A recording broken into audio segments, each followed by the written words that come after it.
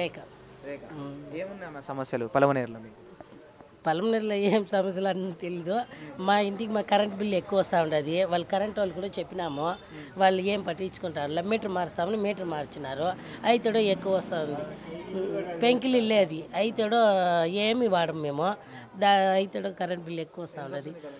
1100-1200 వస్తుంది.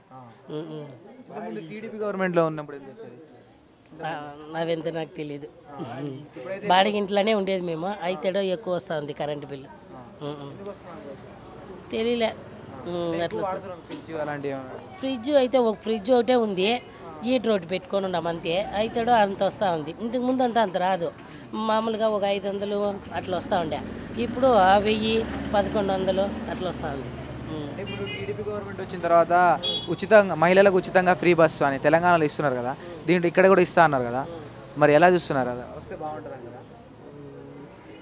ఏమో ఇప్పుడు తమిళనాడులో ఉండదు కదా, ఇప్పుడు తెలంగాణ ఇప్పుడు ఫ్రీ బస్సులు పెడితే మళ్ళీ లేనివన్నీ గొడవలు వస్తాయి. అట్లా ఉంటుంది, ఏదో వాళ్ళ ఇష్టం. ఇట్లా అయ్యో ఉండదు. ఇప్పుడు ఫ్రీగా ఇస్తాడో ఇప్పుడు జనాలు దాన్ని పెడతారు, మళ్ళీ ఇంకోటి పెంచేస్తారు. అట్లా ఎన్నెన్నో ఉంటాయి కదా. ఇప్పుడు పథకాలు పెట్టడం వల్ల నిత్యావసర ధరలు పెరిగాయి అనుకోవచ్చా? లేదు, పెరుగుతూనే ఉండదు. అది ఎంత క్లైమేట్ బట్టి వస్తూనే ఉంది. అవంత దానివల్ల వచ్చింది, ఇదంతా ఏం లేదు. కరెంటు బిల్ సమస్యదా, ఇంకేం లేదు. ఇప్పుడు చెత్తకి పన్ను ఫస్ట్ 1 నెల 2 నెలలు తీశారు అంతే, మళ్ళీ అంతా ఏం తీయలేదు. మళ్ళీ ఎవరు కట్టడం లేదు.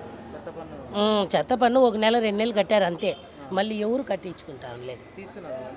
వాళ్ళు నేనైతే ఇవ్వలేదు, ఒకరి కథ నాకు తెలీదు. నేనైతే పెట్టినప్పుడు ఇంకా ఒక రోజు ఇచ్చిండలేదు, 1 నెలడు ఇవ్వలేదు. వాలంటీర్ అంతా బాగుంది, ఆ పాప బాగా చెప్తా ఉంది వచ్చి.